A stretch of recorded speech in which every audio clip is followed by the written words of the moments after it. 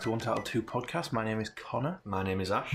And today I'm going to talk about something that I should have talked about a few episodes ago, because now nobody's thinking about it. Nobody's talking about it anymore. Yeah. So I got the new, in air quotes, Pokemon game, Ultra Sun and Moon. So with it being Ultra Sun and Moon, like with Pokemon games before, they've done like Red and Blue and then later Yellow, yeah. Ruby and Sapphire and then later Emerald, stuff like that. So I wasn't expecting it to be something like that because it was a separate game. They've done that before with Black and White. They didn't do Grey. They did Black and White 2. Yeah. Which were very different games, I feel like. Like, the story was much different and stuff like that. So, going into Ultra Sun and Moon, I expected it to be like Black and White. Like, it's set in the same place, but it's a few years later. Lots of stuff's changed and all this.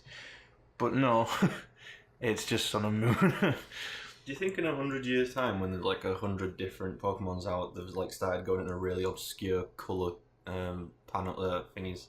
You know, like when you go to a shop that specialises in paints, and like they've all got really weird names, like Vagina Pink. Do you think they'll start doing that?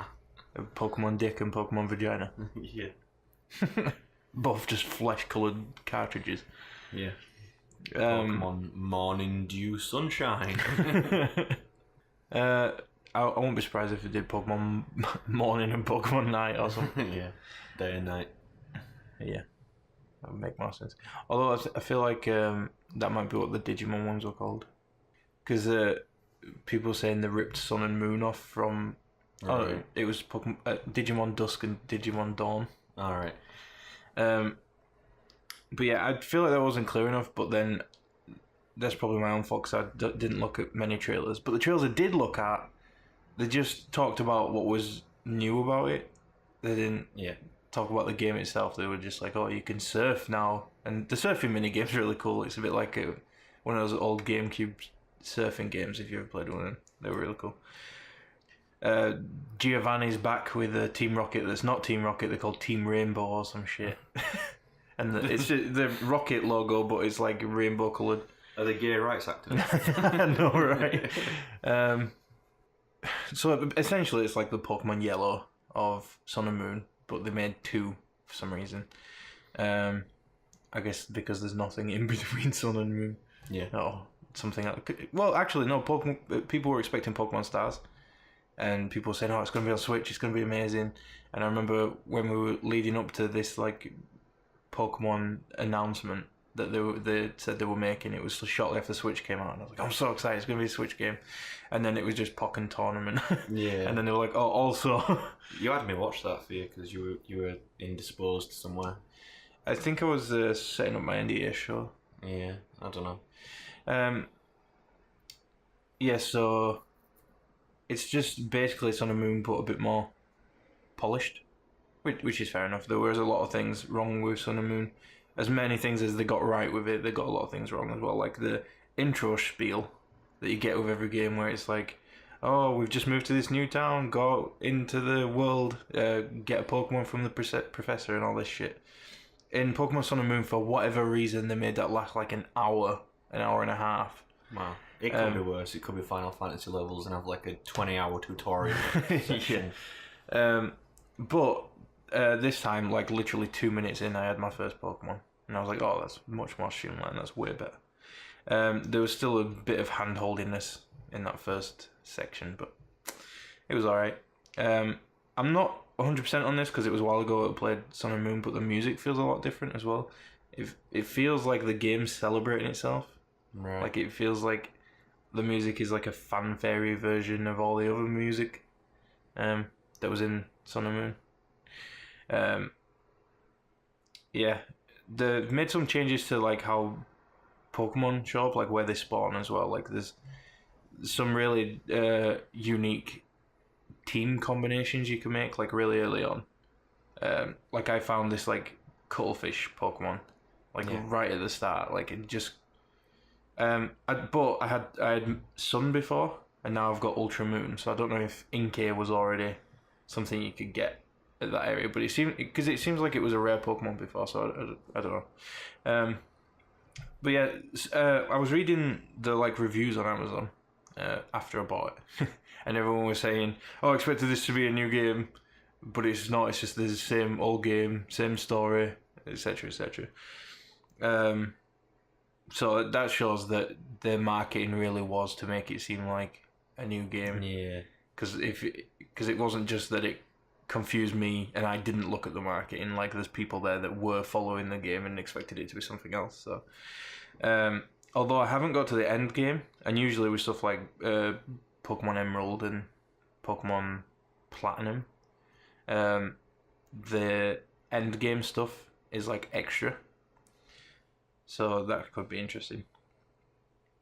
But yeah, someone on Amazon said that it's the end of their 3DS line of games. Like it's them celebrating the last 3DS game. Yeah. And then the rest will be Switch games with higher, like, hardware, just more powerful hardware and stuff. But my true passion is hardware. It's hardware. So, I am playing Pokemon. Do you know, if they brought out a Pokemon on Switch, I'd totally buy it. I'm gonna get this Pokemon Ultra that you're talking about anyway when I finally buy a 2DS XL. Because as much as I bash it, I think I'm over that whole period of just needlessly hating something for no reason. So I'm gonna give it a try. You know, it might be really good. And then I've obviously got you to help me through sections, and you can tell me secrets and stuff. Well, do you remember when the last one came out? There was that because they've changed some of the trials, which is because we used to have gym battles, but now they're trials and they're a bit more unique. Sometimes you'll have to do a puzzle. Sometimes you'll just fight your way through powerful Pokemon. And you remember when Sun and Moon came out, there was that weapon that was going around of that girl proper stroking no, she was like dick or something like no, that. she was telling you to like beat the ingredients, and you had to furiously tap the lower screen, and like all this like sputum and shit was flying towards her. They took that out. Oh, no, it's not there anymore. You can't fab over it. A little bit disappointed. Yeah. So shortly after I started the game, I came across this little dog Pokemon called Rockruff, and I talked to it, and then it started letting me interact with it and play with it, and it was like turn left or turn right. And so if you spin left and then right or something, like there's some combination to trigger an interaction that he does. Like he'll turn a direction, and then if you mimic that direction that he turns, he becomes your friend and he follows you around a little bit, but within a radius. So I googled that, and I was like, am I supposed to do something or do something wrong? And I found something I always find, which is Pokemon fans are very quick to jump to ridiculous conclusions. So what I found was some guy saying, not even saying, this is my theory. He was like, this is clearly Game Freak are testing out the mechanics of having Pokemon follow you around in a 3D space. Because in Heart Gold and Soul Silver, the first Pokemon in your party would be outside of the Pokeball and it would follow you around, like Pikachu did in Pokemon Yellow. And that's something fans have always asked for. They've always been like, oh, can we have a Pokemon follows around again? And it's probably too much to do. But this guy was like, oh, clearly they're testing the pathfinding for Pokemon so that when they finally make a game on Switch with more powerful hardware, they can have Pokemon follow us around. And it's like, that's such a ridiculous conclusion to jump to without like actual proof. Yeah, especially since it's not hard these days to fucking write an AI that follows you around and can, adequately pathfind its way through objects and, around objects and stuff. Yep. Well, it might be just a little fucking Easter egg or just something cute to do, like, not everything in a game has to mean something. Yeah, I think it is just like a nice little Easter egg because you go up to these Pokemon that are just stood around. Because there's always been Pokemon stood around in the games, but you just talk to them and they have some romanticized version of their cry. It's not the word, is it? Not romanticized. And a phonetic version of their cry, like written out. But that's it. But now, like, you go to him, you can actually interact with him, you can play a little game with him and stuff like that. So I think they were just trying to give you some little fun Easter egg to play around with. Sounds like it. Oh, that guy must be on an entirely different level. He clearly knows something we don't. Yeah. Clearly. So with Pokemon games, the temptation is always there, like especially as a completionist, to try and catch them all. And I've sort of given up on that. Like going into this one, I'm like, okay, this time I'm just gonna enjoy the game for what it is, and I'm not gonna like try and catch them all at the end of it and then give up. So I am just enjoying the game for what it is. Like, I'll capture anything that I see that I don't have already, because they've got this cool system in the Pokédex now, where you've got like a percentage for each island. Because the Hawaiian islands called Alola that you're exploring are split up, and they have like a certain number of trials per island and stuff.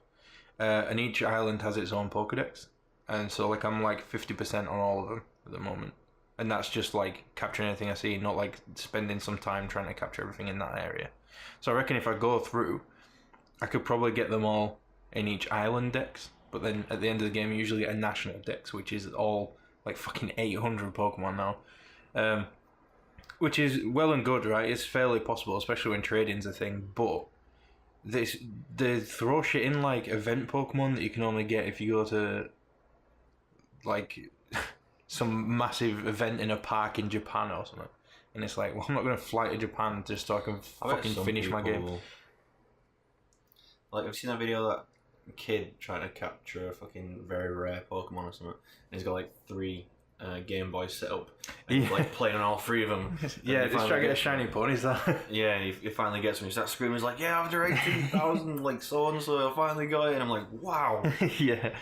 Imagine if like, I don't know how Pokemon can get away with like really low drop rates like that. Like that must be like 0.001%. No, right.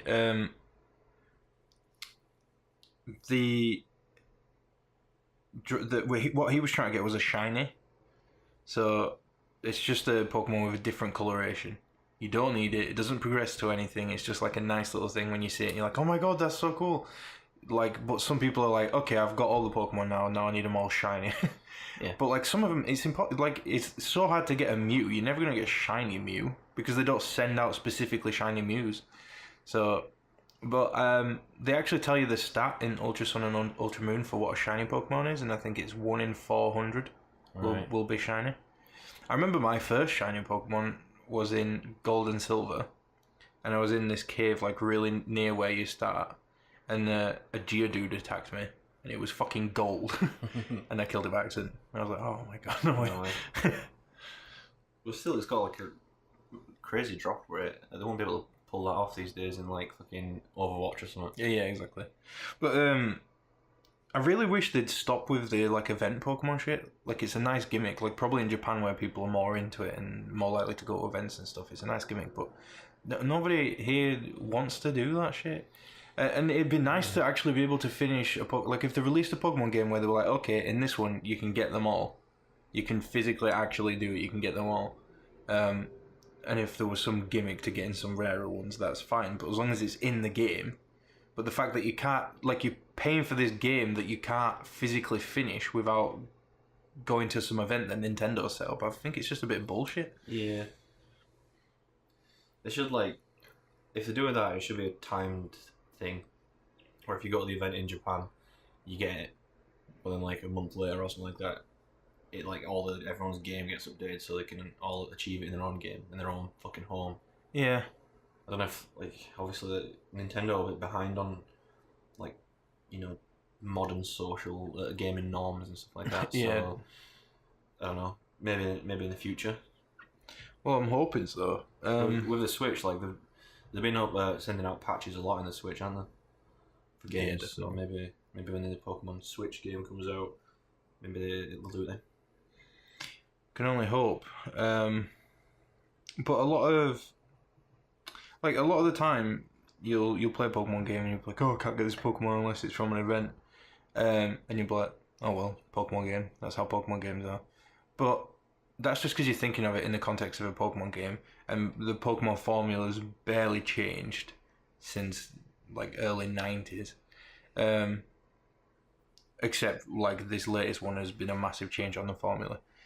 But like because you don't really think about Pokemon as a video game as a whole, you think of a Pokemon game as a Pokemon game. But then if you put it in the context of other video games, it is so bizarre to have like content of the game locked out unless you go to a special event. Yeah. Like imagine if I suppose they like Overwatch has like a skin that you can get from Blizzard or whatever. Going to BlizzCon, they have BlizzCon and all that, don't they? I bet there is some stuff like that. There's that skin that you can get for Widowmaker that you only could get if you pre-ordered it. Yeah. Which is like the big dreadlocks or something. Yeah. There's also a BlizzCon version of Bastion. Yeah. Anyway, that's all I wanted to say about the new Pokemon game. Yeah. There was another game that we both got. We got it because of the Black Friday deal a while ago. Assassin's Creed Origins, the game. What are you thinking of? Like, what's your impression so far? Well, I haven't played it as much as you've played it. But there's a few things about it that I do like, and a few things that are a bit. For one, the climbing. At first, it didn't feel like there was actually a parkour system in it. Yeah. Like it took me a while to realize it's still there. But the controls are different. They don't really tell you. Because I remember the last one I played was Assassin's Creed Unity. Yeah. And you held like L2 to climb down things. And R2 to climb up, something like that. Yeah, something like that. Yeah, it was like that in Syndicate as well, but I think they've improved it since Unity. Yeah. So like it was much more streamlined. Like I didn't play Unity, so I don't know what the animations were like. But in Syndicate, if you run along a string of houses in London or whatever, or I said whatever it is, totally London, and then like you just hold L2 or something at the end. And you just do like this crazy like little parkour spin, and you like proper drop down on the ledge really fast, and you can pretty much get down to the ground as fast as you can go up, or faster than you can go up. Unity was a bit like that. It was very glitchy though, but I expected that system, but even better in Origins. But it's not really like that. But then at the same time, you're in Egypt. And there's a lot of desert, there's a lot of empty space. It's not this huge crowded city like it was in Unity or Syndicate, where there was a load of shit to climb around. A lot of it's just a different area, and I feel like they made the right choice on dumbing down the parkour system a little bit. It feels like they've gone back to the roots a bit, but they've also decided to be a bit more risky with some choices. Yeah. Which I really like, because you're right, like Egypt, it's not very vertical, it's very flat. Yeah, exactly. But like it doesn't really matter because they're just, I don't know, it was a smart move and it worked somehow. Just for some reason it works. Yeah. Like there's no going between different like regions as well. There's no like proper road because obviously it's all between sand dunes and stuff. So you gotta like check where the hoof tracks are until you've realised if you just hold down X, it'll follow a road. So after a while of accidentally knocking arrows and swinging my weapon at people, I realised that it's not L2 and R2 anymore. It's X and circle. So if you hold X, you'll run a little bit faster. It's not much faster. You'll climb over stuff, climb up things. And if you hold circle, you will not start climbing down things. You'll just drop to your doom. So that's a little bit backwards because I really liked that. Like it wouldn't drop until it was safe to do it, and it would just climb down as you hold circle. But no, if you hold circle for long enough, it'll be like, right, okay, fine. I found though, like I've been if I'm on quite tall, I run to the edge, hold circle, he spins around, and if I hold circle, he'll just keep dropping to the ledge below him or whatever. And until he's close enough to the ground that he won't take fall damage, he'll just swing off it and land. I've had a lot of times where he's dropped off and I've been like, oh well, if he's dropped off it must be safe, and then desynchronized.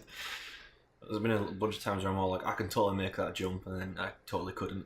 And then I break by accidentally and you're just walking around. Yeah, I like that. It limps for a little bit. So, speaking of climbing, I really like that there aren't these huge, like, bright, jutting handholds on everything. Yeah. Like, it was just really obvious where you could go and where you couldn't go. Like, now there's a bit of a, like, get a feel for each material, like, get a feel for what buildings and what you can climb and stuff. I find like that. it's a bit inconsistent, though, because there's some things you can climb, like just a straight up flat wall.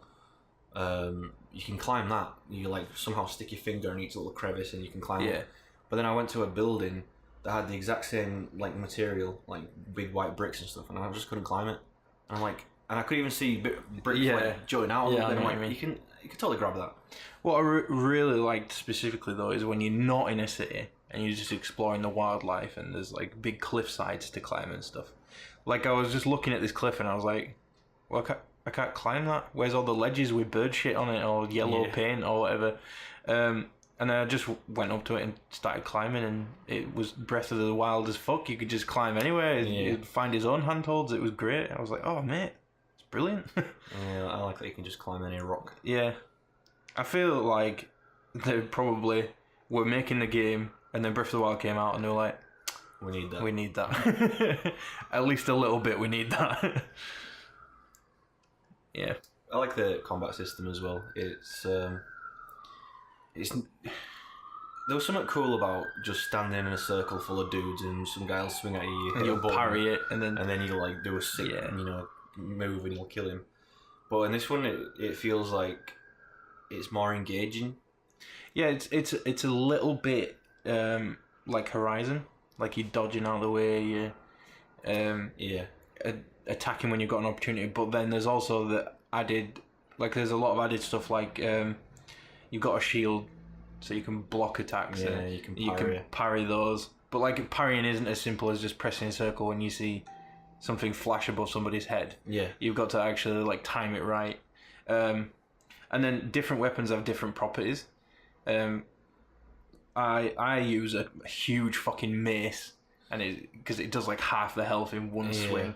And the heavy attack for the mace, instead of just doing this huge long slow swing, which is what you'd expect, and so you'd never use it because it'd just be huge, like compromise to your self defense. He blocks first and then does it. Yeah, I really like that. I use that all the time. And it, like if you do block or parry with the first part of the attack as well, when you hit them, it's like it kills them in one. Yeah. It's really good. Unless it's one of those big dudes, but even then it like knocks them on the ground and you just keep hitting them. Also, I like the finishing move for that is just to swing it straight down on the nuts. Yeah. Like the first time I saw that, I was just like, oh no. My setup is I'll have in the first weapon slot I'll have like a sword or those little dual dagger things. Yeah, I've got dual daggers as well. Fast. And then my second slot I'll have like a long weapon, like a spear or something heavier, like a mace or something. Yeah, I started off using the spear because I thought, oh, that'd be great, the reach. Yeah. But he swings it round. Yeah. It's R2, I think, is where you do stab him. Yeah, but you have to have your shield up and then R2. Really? Yeah. No. And I just hoped all the attacks would just be stabbing attacks, some really fast stabbing attacks with long reach. That'd be great. But because he swings it round, it's just useless. I'm always holding the shield up though, because I started the game off in hard mode thinking that there'll be some trophy for playing hard mode. And I was like, I'm not a pussy. I'll play in hard mode. And so I've been holding the shield up all the time because you do get absolutely fucking wrecked in hard mode. And then I found out there's no trophy, and I was like, I'm not gonna play the rest of the game in hard mode if there's no fucking achievement for it, no trophy. So I dropped it down to easy. I'm like, you know what, right? I'm just going for the platinum anyway. I don't give a shit. Yeah. I started on normal, and I've continued on normal. It's not that difficult. See, I do like challenging games, but if I'm going for the platinum and there's no trophy for playing on a challenging difficulty, it's like, why would you make your the journey to platinum harder for no reason? Yeah. So I'd love it if there was a trophy, because I really enjoyed it on hard. It kept me on my toes, and it was quite punishing. But if there's no reward for it, there's no point in going for the extra effort. So I just dropped straight down to easy. Didn't even go to normal. I'm just like, fuck it. As faster as I can get that trophy, the better. So speaking of the weapons, there's a nice like dismantling / crafting system. So you've got like a chest plate that goes under your outfit. You've got your hidden blade. You've got some braces, some gloves. Bracers. Whatever it is. Yeah, gauntlets basically. Well, the glove bits. Yeah, and then there's I've forgotten the word for it. Where you keep arrows. The quiver. Yeah, quiver. That's the one. And then there's something else, but I can't remember what it is. It's like on the far right. It's chest plate in the far right. No, the chest plate's in the middle. Anyway, yeah. Far right, is it the tool one or something like that? Yeah, it's probably a tool bag or something. Tool bag. Yeah, so you can tool bag. you can collect crafting materials like by killing animals or like by dismantling stuff, and then you can use those materials to upgrade the upgradable stuff. And then also there's like we mentioned this before when we were talking about thinking of getting the game, but there's like this rarity system on the weapons as well, so you can get a blue weapon, which is just like a normal regular weapon, purple weapon, which is a bit rarer, and then a gold weapon, which isn't always stronger. It just means that it's got more buffs on it, like more abilities. It might have like a special ability or something like that. I've got a sword, a gold sword. I did a quest for it. It's like the sword. It's like a sword that's passed down from a god or something like that. You know, it's like a god sword or something. It's quite nice. It's got like it's really like curved at the end and like loops around and stuff like that. It's pretty good. I think I'm gonna keep it and just keep upgrading it because I quite like it. Oh yeah, that's another thing. You can upgrade the weapons that you like at a blacksmith. I haven't done that yet. No, I've just been getting every new weapon, just trying them all out. The only gold weapon I've got is there's a prison on one of the islands. Like I was doing a quest where I had to take this priest to an island for refuge. Yeah. And then there was just a prison there, and it had one of those like synchronization points on the top of it. So I was like, oh, I'll go get that. And then as soon as I got in, I realized there's a shit ton of guards here. So I killed them all, and the last guy was the captain, and he dropped a gold weapon. But for some reason, even though that was like really hard to take out the prison and kill everyone, and they were kind of high leveled, the weapon that he dropped had a really low quality rating, and it wasn't better than any of the stuff I already had. And I thought it was a bit strange. Yeah. Because it seemed like it was definitely a higher level thing than my character should have been doing at that time. Probably expected you to stealth it or something. Potentially. I mean, I did stealth a lot of it. Otherwise, I probably wouldn't be able to do it because there were that many of them there. But there you go.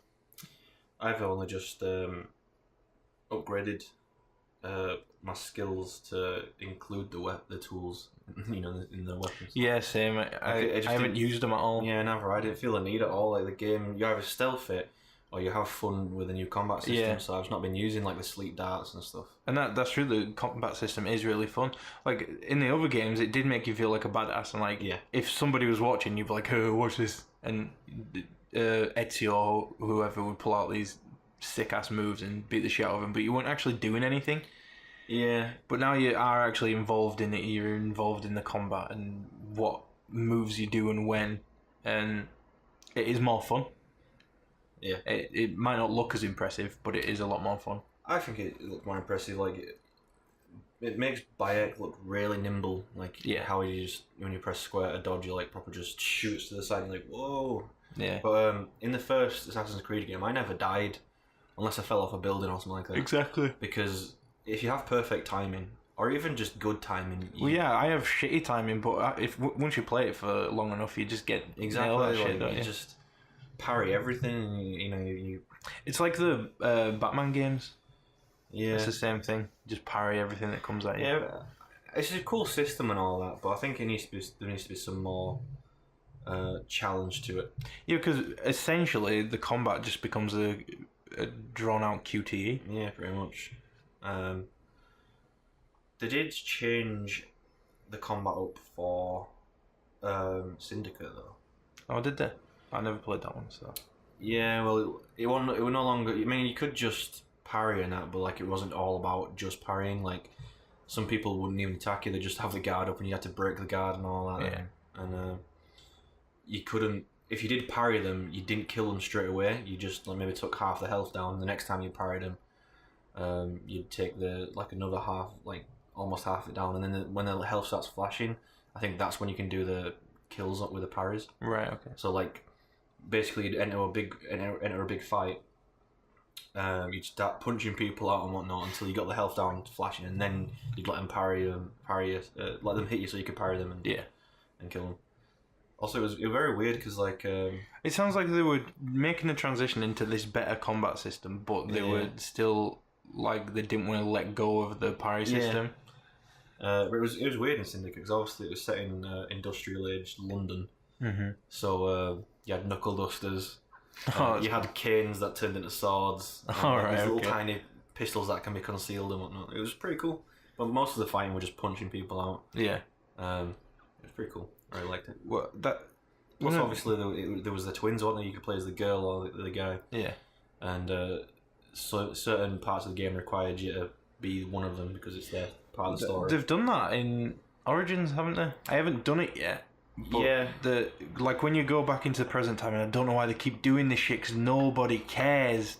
At least it's not Desmond, mate. Yeah. So this woman, she's using blood samples from Bayek. You don't even have to be his relative anymore to like visit his memories. I don't know, mate. She probably looks like him.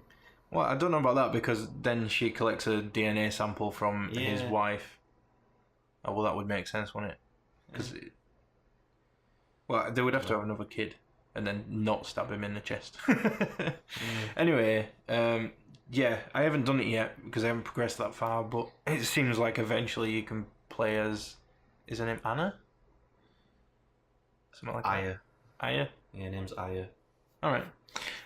Yeah, I've done it once. It was a big, like, well, not big, but it was like a naval battle thing. Alright. It was fun. Cool. But I haven't played as her since, so I don't know if we actually do get to run around as her or anything. Alright, I see. But yeah, I think I forgot her name. You've only played as her like 3 times. Yeah, I don't know. But I don't know. She kind of looks like Bayek, so I'm thinking maybe she's a descendant. Okay. Well, you can go back to it whenever you want. Like, you can just pause the game and... But there's... Like, I don't think there's any point, though, because, like... It's like, oh, my notes have blown away. I'll need to find them all again. It's like, oh, yeah, I'd love to tear myself away from fucking Egypt, from fighting crocodiles and saving priests and shit. Angry hippos. Yeah, to come back and fucking collect your research notes. I don't think you can collect them all straight away. Anyway, there's some up on ledges and you can't climb them until later. Anyway, yeah, so got to get that bleeding effect. Yeah, bleeding effect. Yeah. Speaking of the angry hippos, they run ridiculous. Like they just run at you with their mouth open and the little legs just going mad. Yeah. Can they actually run that fast? Yeah. That's ridiculous. I took a video of it, so if you want to see it, it's on our Twitter. Elephants can run fast. They've got like these spongy bits in the back of the like feet hoof things, and when they put all the weight on it, something like that, it kind of like springs the leg forward a bit so they can run fast. All right. I watched a live autopsy on a dead elephant years and years ago. All right. It was pretty cool. Cool. So I really like that it's Egypt. Yeah. I think that's one of the things that convinced me to buy another Assassin's Creed game after they've all been so shit. 'Cause Egypt's a very... Like, it's a really cool theme. Like, the gods are awesome. Everything's, like, gold and... like, all the scripture is just, like, these cave paintings, essentially. I like it because it's, like, basically near the start of human civilization. Yeah. I would have liked it if it was, like, in China as well. Or just basically... That would be cool. Basically, all civilizations started off in rivers. Yeah. So basically, it could have been Mesopotamia. It could have been somewhere in China. I'm quite surprised they haven't done one in Japan where you play as a Ronin or something. Yeah, that'd be awesome. That would be pretty cool. Sucker Punch are getting into that first, though, with that Ghost of Tsushima. That was cool. But like I was saying, Egypt it's a pretty unexplored theme. Like if you think about it, there's no cool film you can go watch about Egypt. Hell, yeah, there is. The Mummy. The Mummy, come on, mate. It's so great. It's so campy, and it's kind of like Indiana Jones. No, it is a fun film to watch. Don't watch the new one. But it's not like a great exploration of Egypt. No, not really. They do make a lot of stuff up about Egypt as well. We need more content like that, and just the way that Assassin's Creed Origins plunges you into that world is really, really cool. Like it doesn't just look at the glorified shit. Like it doesn't be like, okay, here's a pyramid, go explore it. I haven't seen a pyramid yet. Well, I've seen one, but I haven't been in one. I've climbed them. They're pretty cool. Like that's what you'd expect, right? Statues of Anubis and going through pyramids and shit. Yeah. But it starts you right in the fucking dirt, in the filth, and like there's Greeks there as well. Like you go into a bit of the Greek culture around the time as well. It's set like like was it fucking 40 BC or something stupid? Right. I don't know. It's set like right near the beginning of AD, I think. So obviously Egypt still is like massively old at this point. Yeah, because they do talk about the ancient world and stuff like that, or the old world and stuff, and like there's a lot of broken down architecture everywhere. And obviously you play as a Medjay. Yeah, that's really cool. But I thought the Medjay died out a few hundred years before AD. See, this because like my girlfriend is really clever when it comes to. She likes like history and stuff like that. Yeah. So like they'll mention something in the game and she'll be like, "That's not right," and I'm inclined to believe it because I know that she's usually right about this kind of stuff. But then the Ubisoft team that works on Assassin's Creed games, like, surely put more effort into it than that. Like they do put a lot of effort. They have consultants and they have people. Yeah. Like, actually working on the game who know about that kind of shit. There's this like thing that happens every time you want to make a movie. You've got to go out and consult, and you want to make it true to life and stuff. There's always a point where you think, right, it's getting boring because it's too real. Yeah. Like we need to start compromising a bit of the authenticity of it. I think that's all that's going on there. I don't think like they probably know that it's not 100% correct, but obviously they sacrificed it for the sake of storytelling and stuff like that. Well, that's what I assumed. That's like the conclusion I came to. Yeah. Like the whole Cleopatra thing that's in the game. Yeah, like I don't think she was ever like properly fucking attacked by her brother. In fact, I'm pretty sure she slept with her brother. It was a thing they did back then. Like I don't think she was betrayed by him like the game portrays. Yeah.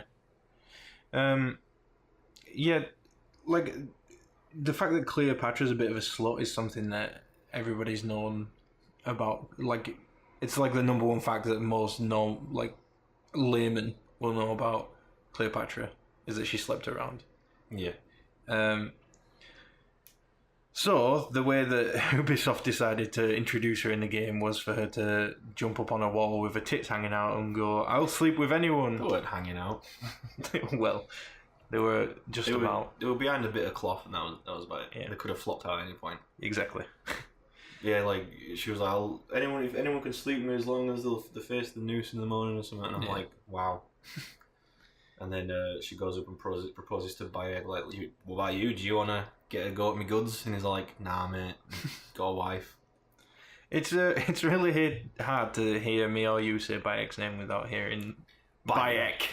Yeah, it's a very common thing in Yorkshire. Yeah. Like, ooh, Bayek. Well, it's not a common thing, but it's like my aunt says it all the time. Really? Bayek. Fucking hell, no way. Yeah. It's like a caricature of Yorkshire speech. She's really weird though, because like she mispronounces some things. Like she don't say "daw," she says "dower." Dower. My mum goes first instead of first. Oh, what's the worst that could happen? My mum, what does she say? Instead of, how does she say it? Like, instead of eight, she says it proper weird. Like, I can't remember how she says it. Yeah. I don't know, she says it really weird. Like, it doesn't sound Yorkshire. I'm like, where the fuck have you come from? Like, I thought you grew up in Yorkshire. So there are some downsides, obviously, to Assassin's Creed. I feel like all we've done is big it up so far, but there's a lot I of... was getting to waiting for the downsides to come. For me, the downsides mainly in the story. Like, it's called Assassin's Creed Origins. I was hoping for like maybe like if the whole game was about building up the Creed in the first place, like you going out recruiting people, making sure that they're trained and then send them out on contracts or something like that, you know, like, and then struggling fighting with the early Templars and whatever. Yeah. Like, that'd been really cool, but it was basically the whole story is like a really watered down revenge story that I just can't like click with, because it's like, they're not going to spoil it, but it's not, they make it sound like something really awful happened to Bayek's son, and that it was but it didn't. And it was like, it wasn't really bad, it was very tame, and it wasn't even the people that he's blaming and going on a revenge fucking tour to kill, it wasn't really their fault. Yeah. Like, you know, they were using the kid as leverage, and the kid just happened to die. They didn't like strap him to a table and rip his guts out or anything like that, like I was expecting. And so like the whole, I don't know why they did that, because it made his whole, you know, I couldn't relate to him. It made it even worse to relate to him after that. I don't think the story is good, but if the story had actually been more about building the Assassin's Creed, I'd probably hate that, because I've got such a distaste for the Assassin's Creed storyline now. I just don't give a shit. I think that's why I liked Black Flag so much, because Edward Kenway gave about as much of a shit as I did about the Assassin's Creed. I think Assassin's Creed 4 is my favourite Assassin's Creed game, but it's not really an Assassin's Creed game. An Assassin's Creed 4 t-shirt. More just pirate game in it with Assassin's Creed themes. It was pretty cool. But then again, I didn't buy Origins for the story, because obviously I don't care about the story. I got it because it's a game set in Egypt, and how many of those do we have? Yeah. I was hoping for like a full-on Origin thing, like you said, but if they'd done it like straight up, like, oh yeah, they just build this and that, then I probably would have hated it. But I was hoping like we'd see how Bayek set up this Creed to be like the perfect and most idealistic thing in the world. Yeah. So we can see how it got changed as the Assassin's Creed games went on, basically, like as the years progressed. And I thought it would have been really bittersweet if you started out and it was like the most noble thing that anyone's ever created, and it was only supposed to assassinate the bad people and all that. And then we'd be like, yeah, but in that game it was different, they did this and that. You know, it'd be quite nice. But yeah, all we've got so far is like, we're basically piecing it together ourselves. Like because in the first Assassin's Creed game, every time you killed someone, you got the feather out and you put it on the neck where you stabbed them or whatever. Yeah. And you drench it in blood. And all we've seen Bayek do every now when he's killed someone is like say, what does he say, like go with whoever. I forgot the name of the god. Is it Amun? I don't know. That's the only one I remember the name of. Us. C was the name of the place where he comes from, but I'm sure it's got an S in it as well. So like, is it Sivu? Go with Sivu or something. I don't, maybe. And then like he pulls out the thing and then puts it back in.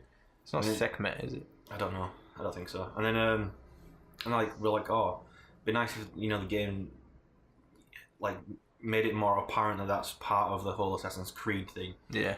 We've just basically pieced that together ourselves. So I don't know. I just want more like how the Assassin's Creed guild was like formed, and not just, oh, Bayek's son was murdered, go on fucking revenge. Whoa. Yeah. Plus they shaved his head and beard, and I don't like that. The side ponytail was a bit weird though. It worked though, man. It did work for Bayek.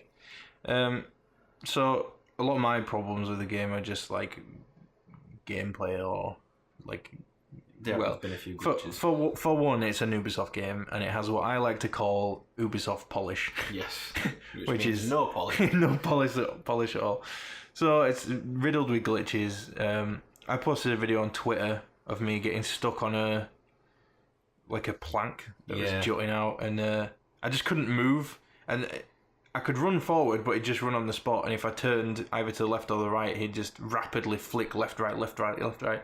And then eventually, I figured out that if I jump, he'll grab onto a ledge that's not there. And I kept jumping up and dropping off that, and then eventually when I dropped off it, he just wouldn't land anymore. Yeah, so he was perpetually falling. Yeah, he was just falling on the spot until he like his toe hit the plank, and the game were like, okay, that's it, you've hit the ground, and I just died. I've had a few glitches where I'll be like, running up. Do you know, like in the first games, it was like those. It was like maybe a cart or something like that up against a wall, and you could run up to it and grab the top ledge. There's a few bits like that in the game, and I'd run up them, and I'd grab the top ledge, but then like his hands would miss it by like a few pixels, and then in like the next frame he'd be on the floor, and then the frame after he'd jump straight back up to him. I'm like, what the fuck is going on? Yeah. Like the first time I played the game, I was running towards this wall, and there was a couple of crates like in steps. So there was a small crate and then a bigger crate, and then a wall. So I went to like step up the crates and then run up the wall. But I stepped up the first crate and then slipped inside the second crate. Yeah. And then Bayek was just rolled up with his limbs like snapped around him, like jittering inside this box for ages, and then he just like teleported outside of it and he was just stood there. And I was like, okay, Ubisoft game. I've seen like more times than I can count as well. I'll be walking around in a city or just doing minding my business, and then there'll be two horses inside each other just intersected. It does it a lot. I think the AI in the game is very dumb as well. Yeah. They've basically got like one way to react to whatever you're doing. So like, if you're just walking around, everyone is like acting like you're in the way, like screaming, "Get out of the way!" and shit. Yeah, the guards when they're going by on the horse and shit. Yeah. Even if you're not even in the way, even if you're like 10 feet to the right, yeah, they're like, fuck off, get out. Yeah. If you run around and jump on things and stuff like that, everyone's scared of you, and they all start running off into. Yeah, they're like, whoa, whoa. Or if you're just running up the road, everyone's like, oh, what's wrong with him? Yeah. And if you're on a horse, just running past people and whatnot, a guard will just randomly shout, "You get back here!" Even though you've not even done anything. Yeah. It's like. Well, I had that a few times where I was just walking around, and then guards will run past on a horse, and then like the game, that sound it makes when you've been spotted. Yeah, and it's like dun dun. Yeah, but like I wasn't doing anything. I wasn't in stealth mode. I'm not anywhere I should be hiding. But they've spotted me. They turn around and they come charging at me, swinging spears at me off the back of a horse. And yeah, no, that to me as well. Like the game never explained at all why. It happened. Yeah, why you were being attacked. And like, I thought maybe just. I was, the guards just on the lookout for Bayek because, like, obviously there's an enemy of the state or whatever. But like, there's been a million times where I've walked past guards and rode past guards that are on the horses and they've not attacked me. Yeah. Just every now and then, some of them will just be super pissed off and they're like, "We're killing that guy in the white fucking suit and the white outfit." Earlier when you said you can hold X when you're on a horse and it'll follow a path. Yeah. When I'm doing it, it always tries to cut corners. It like won't follow the path that's being drawn on the ground. It'll try and cut a corner and get stuck on a wall and just jitter around until I control it manually. There's been a few times where I've had to do it twice because like I'll be right in the middle of a road, right, and I'll hold X, and it'll find the path. The horse will turn around on the spot and look where it's supposed to go, and then it'll be all like, "Cannot find path." And I'm like, "You fucking did though. Don't lie to me, bitch." I got stuck once, right, because I was trying to head to an objective which was in front of me. Say I'm facing north. So I hold X, the path appears on the ground, I can see it heading there, so I hold triangle, go to objective, and then the horse turned around and started following the path south. Yeah. And it wasn't going, like, towards the objective at all. In games, some people just do the bare minimum for, like, the GPS system. They'll just do, like, as close to the objective as you are, like, as the crow flies in one straight line. Yeah. And they'll just make the route based on that, but they don't take in consideration the quickest routes and stuff like that. And I think that's what's going on in Assassin's Creed, because it's done it to me as well. I'll be like, I could just run across like a big oasis and it'd take me like maybe 20 minutes or something. Yeah. Or I could just sit on my horse and be there in 5 minutes. And I'll hold X and it'll decide to take the longest way around because I'm like maybe a few pixels closer to it. Yeah. Like that way. And I'm like, fuck off. I feel like there's a lot of shit in the game. A lot of fillers, side quests and shit. Like, I once, like, because I've been trying to do some side quests, and there was one, I went to this guy, and he was like, "Oh, can you help me? My son's fallen ill or something, and he can't help me. I need to have this stuff loaded up into the cart before the end of the day." So I was like, okay. There was 3 little fucking bundles of wheat on the ground in front of this old man. Yeah. The cart was 2 foot away from him, and it was like noon. Yeah. He had like 6 hours to move 3 little bundles of wheat 2 foot on his own, and he couldn't do it without his son. Yeah. Yeah, I've noticed stuff like that. It's just crappy, irrelevant errands that they've just thrown into the game to try and make it last longer. It's nice to have proper side quests though, because I'm in the other. Yeah, there are some really good side quests where there's like characters that are specific to the side quests. Yeah, And but I mean just like side quests in general, because like in the other Assassin's Creed games, there weren't really side quests. There were objectives, like just checklists you had to do. yeah, Like, oh, go around the city and make sure you complete all the brawls in Syndicate and stuff like that. yeah. And it's like, okay, then what next? You know? Yeah, that's true. There is like it's more of an RPG game because Yeah. there's like crafting system, there's a level system, there's what am I trying to say? Quest system. Yeah. But the game suffers from something that Ubisoft need to get their head around, which is like it's cool if you've got 5 years worth of content in your game and you've crammed that much content into it that it'll take months and months to finish the game, but nobody wants to do it all. Like, if you're gonna fill your game with crap, at least fill it with crap that people want to do. Don't fill it with crap just to make it so you've got something to do for a bit longer. That's not my biggest problem with Assassin's Creed Origins or any Ubisoft game really. My problem is, even though it's a big open world game, you feel really lonely because the AI is dumb as shit. They don't interact with you like you want and stuff like that. And I think that's important in an open world game. It's the interactions, and they don't focus on that. Like in Far Cry, the AI is dumb as shit. You know, how many times have you been driving around in Far Cry, like either 3 or 4, and you're just driving down the fucking the little dirt tracks and stuff, and there's enough room for the oncoming car to get by you, but in the last second they swerve into you. Yeah. And it's like, what the fuck, man? They're pathfinding shit, and then they start shooting you because they think you've attacked them. And he's like, we're on the same team, no, stop it. Yeah. And so yeah, there's been moments where I've been walking around in Assassin's Creed Origins and I'm like, I wish people had talked to me. But I did climb the pyramids in Giza. And slid all the way down, and it was fun as shit. And I climbed all the way back up and did it again. It's interesting though, because like, it's not like the big white walls where you can just quickly climb up. There's like little cracks that you've got to get to, so it's like the most free running element of the game. Yeah. And because it's on a slope, and like say there's a fucking crack that's like 20 feet ahead of you, you can press X and he'll like try and run up as far up the slope as he can before he loses momentum, and then he'll turn around again and he'll slide back down. So what you could do is, like, if there's one 20 feet up front and then like maybe 10 feet to the left, you can try and throw yourself up there and run as fast as you can, and then slowly make your way to the left and grab on it at the last second and stuff like that. That sounds cool. Can't wait to try that. Yeah. So I've got a lot more to talk about with Assassin's Creed, but I feel like once we get towards the end of the game, we'll probably want to talk about it again. Yeah. So we'll save that stuff.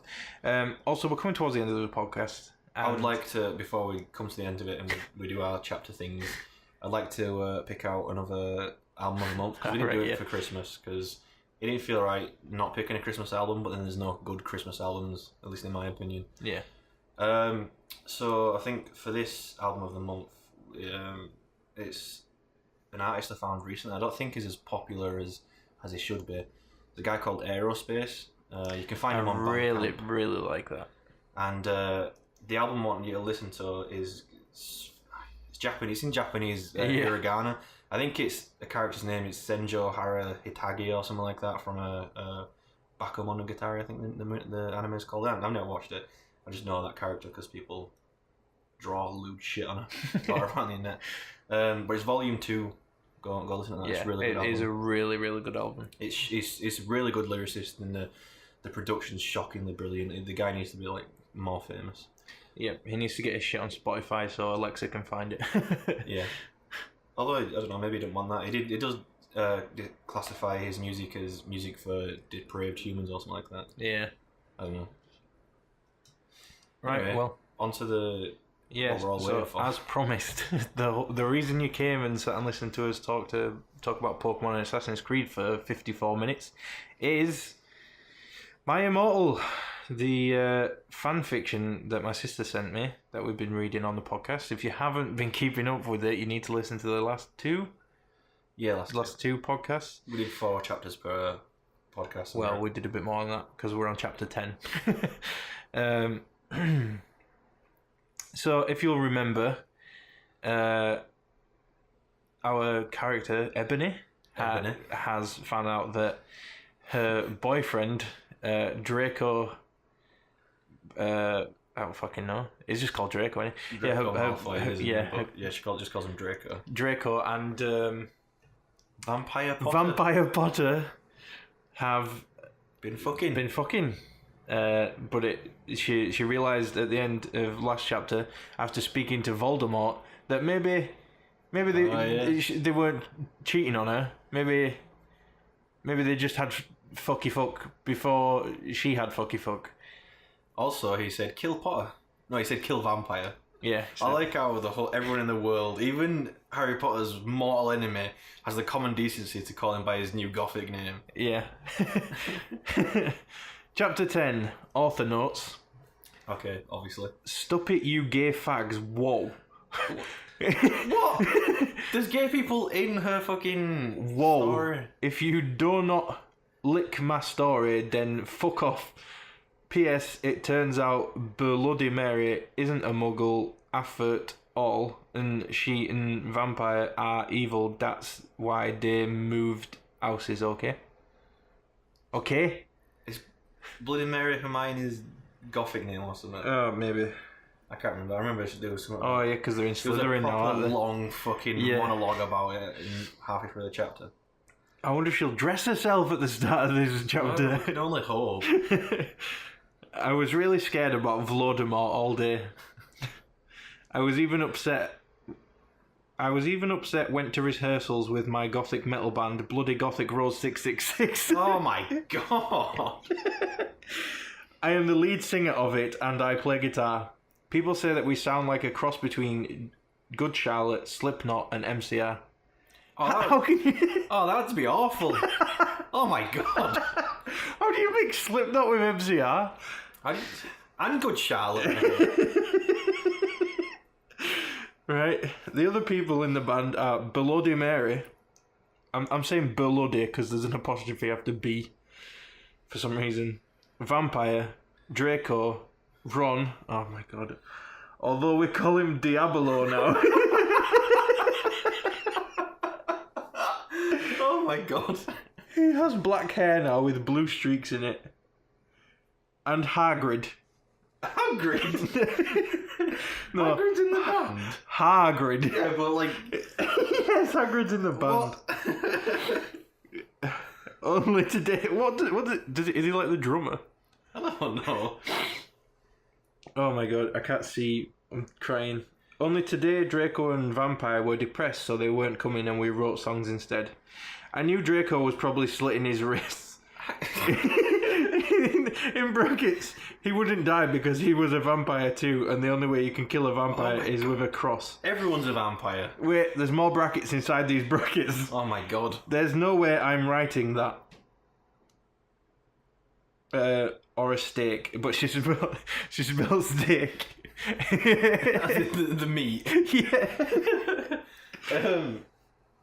Vampire Potter's in the band, yeah? Yeah. Wasn't it a few chapters ago she didn't know who he was because he said hello to her, she turned around and she was like, oh my god, who's this? She hit him by accident or something. Anyway, and Vampire was probably watching a depressing movie like The Corpse Bride. Depressing? Fucking goths, man. Ooh, I put on a black leather shirt that showed off my boobs. Okay. How? And tiny matching miniskirt that said simple plan on the butt. Okay, no, it's just a simple slut on the butt, mate.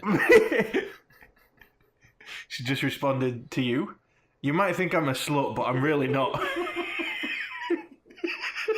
Oh my god. I just took a drink. Oh my god. I got a lung full of liquid.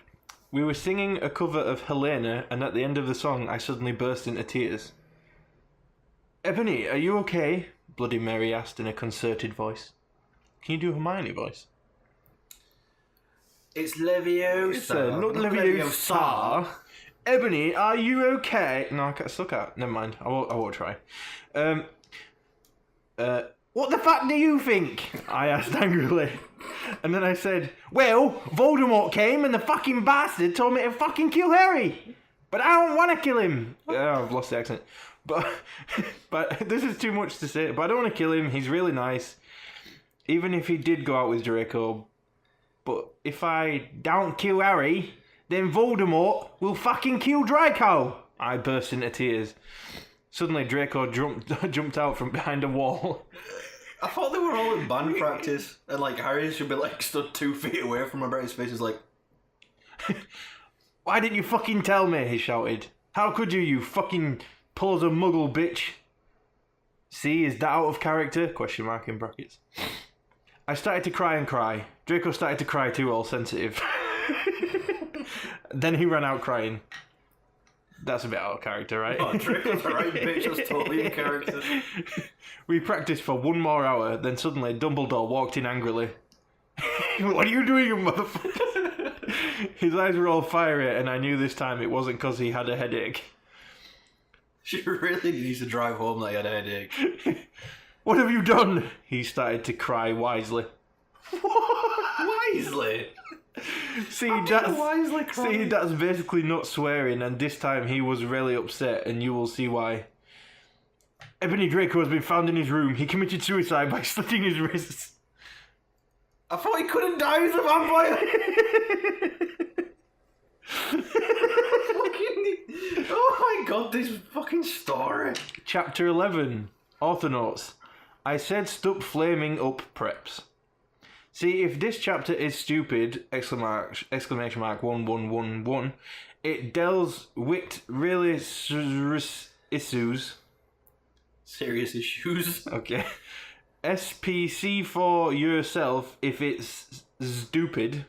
Brew. Thanks to my friend Raven for helping me. No! Oh, I screamed. I was horrified. Like, HORRORFIED. Horrified? Yeah. Is that because you dressed like a goth? Bloody Mary tried to comfort me, but I told her to fuck off. And I ran to my room crying myself. Okay. Dumbledore chased after me shouting, but he had to stop when I went into my room because he would look like a perv that way.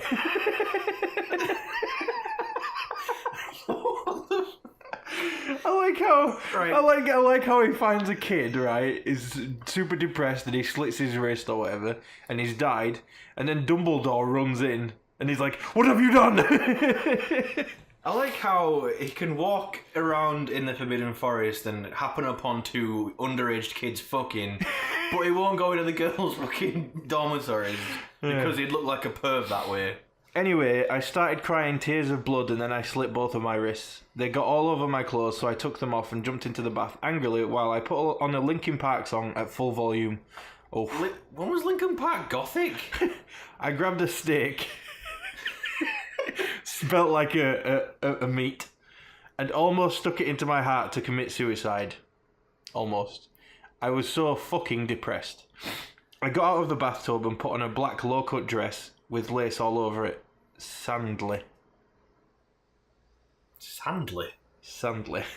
I put on black high heels with pink metal stuff on the ends and 6 pairs of skull earrings.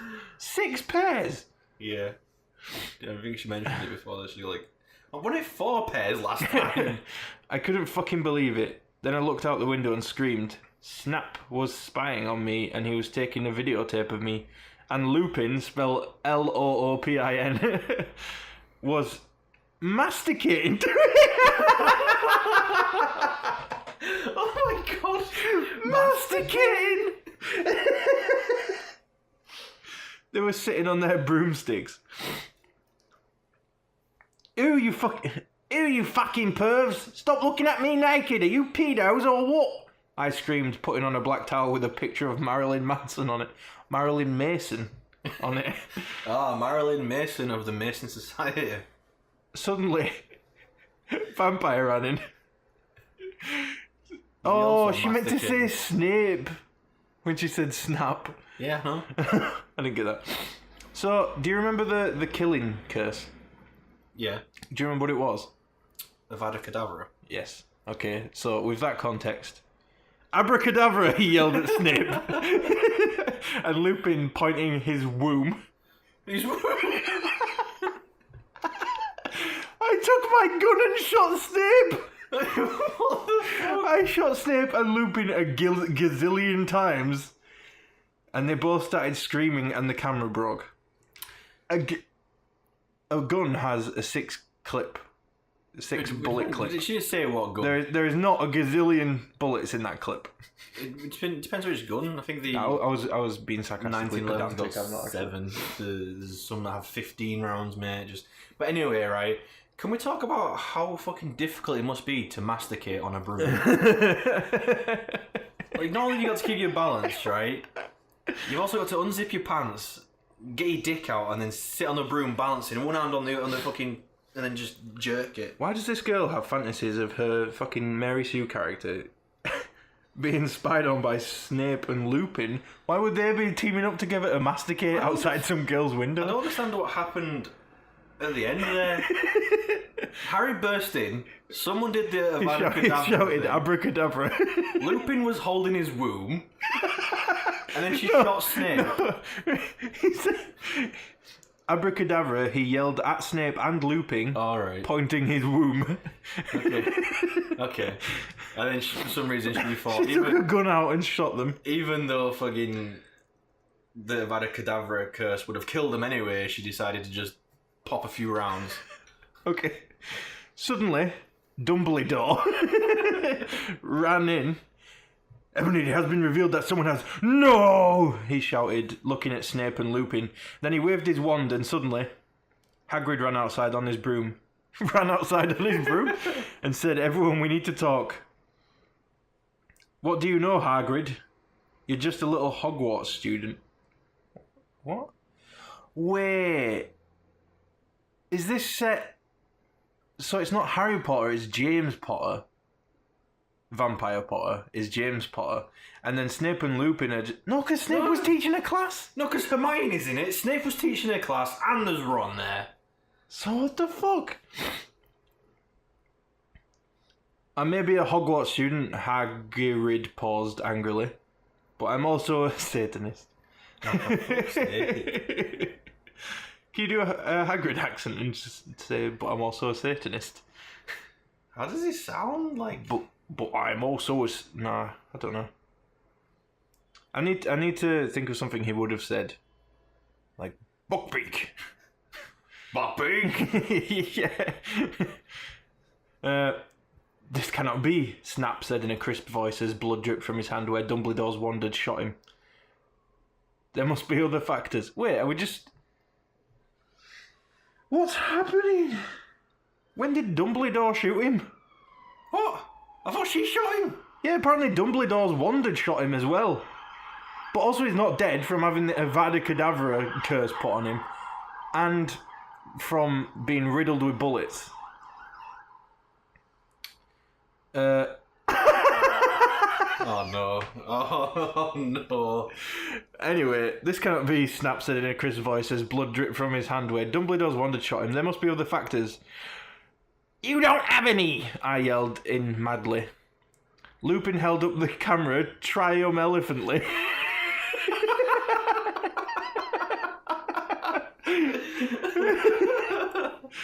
The lens may be ruined, but the tape is still there. I felt faint, more than I normally do, like how it feels when you do not drink enough blood. Oh yeah, we all know that feeling. Yeah. Hang on, right? She was in a dormitory, they were on brooms, so she must have been up high, right? Someone has killed them. It was either Harry Potter, her with a fucking gun that fired a gazillion bullets, or now Dumbledore. Somehow Hagrid knows shit as well. But they're all talking to them. Are they still just just dead, floating on the broom? I have no idea. Like, are their butt cheeks clenched around the broom so they're staying there? Or did they all fall down and then they all ran down outside? I have no idea. Why are you doing this? Lupin said angrily while he rubbed his dirty hands on his cloak. And then I heard the words that I had never heard before, but not from him. Oh, wait. That I had heard before, but not from him. I did not know whether to feel shocked and happy or to bite him and drink his blood because I felt faint. Because, Hagrid said, and he paused in the air, dramatically waving his hand in the air, then swooped he in, singing to the tune of a gothic version of a song by 50 Cent. Because you're gothic? Snap asked in a little afraid voice because he was afraid it meant he was connected with Satan. Because I love her. I think Hagrid said that. Yeah. Hagrid loves who? Ebony? Wait, I have no idea what's going on. It's just going messier and messier. But Hagrid ran outside in his broom and said, everyone, we need to talk, right? And they'd all been shot and shit. I may be an Hogwarts student, Hagrid said angrily. But I am also a Satanist. For some reason, I can't say that sentence. So yeah, Hagrid loves her, I guess.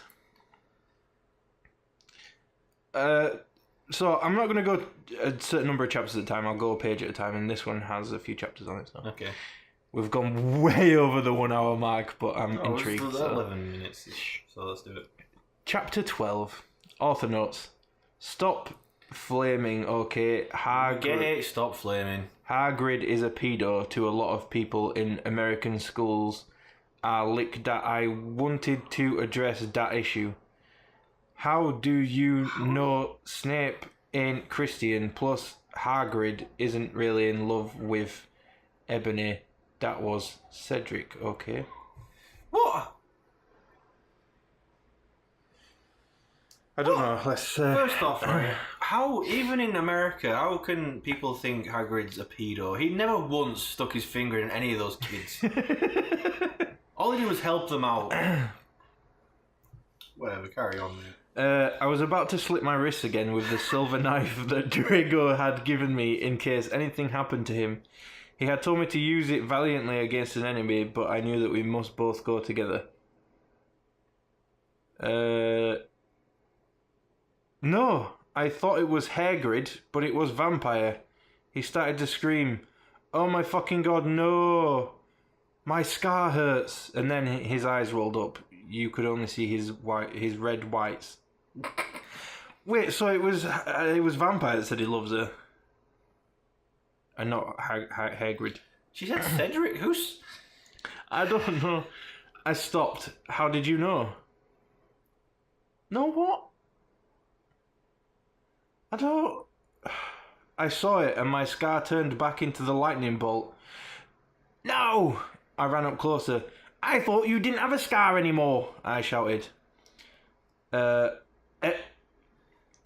I do, but Diabolo changed it into a pentagram for me, and I always cover it up with foundation, he said back. Why change it into a pentagram if you're going to cover it up? Vampire. Anyway, my scar hurt, and it turned back into the lightning bolt. Save me. Then I had a vision of what was happening to Draco. Voldemort has him bondage. Bye. Really? Anyway, I was in the school nurse's office now, recovering from my slit wrists. Slap an ice fucking thing on it, ice pack. Oh, this girl is fucking... I assume it's a girl. She's fucking disturbed in many ways, but... She always spells Hagrid's name wrong and then puts it in full capitals. Snap and Lupin and Hagrid were there too. They were going to St. Mango's after they recovered, because they were pedophiles, and you can't have those fucking pervs teaching in a school with lots of hot girls. Dumbledore had constipated the video camera.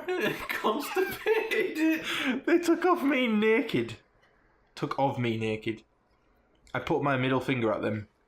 Anyway, Hagrid came into my hospital bed holding a bouquet of pink roses.